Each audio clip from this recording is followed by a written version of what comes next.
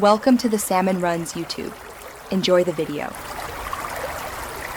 You start by confirming your device has the latest updates so time/date options behave predictably. Once done, unlock and open settings. Make sure to tap display or lock screen depending on your phone. You'll need access to widget or home screen customization, so scroll to those sections now. This first step establishes the permissions and UI areas where the clock and date live, which avoids surprises later when you add or resize the. Next, open the widget gallery and find the clock or date widget. You choose it because widgets show live time and update automatically. Drag the widget to an empty spot on your home screen and pick a style that fits your layout. Make sure to resize and position it so notifications or icons don't overlap.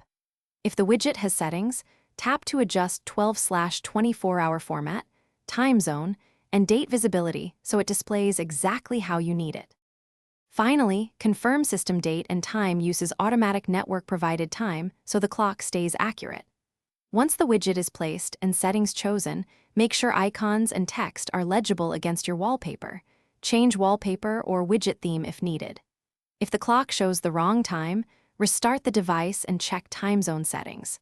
If problems persist, remove and re-add the widget or clear the launcher/widget cache. That often fixes sync and display glitches. Thanks for watching. Consider subscribing if we helped you.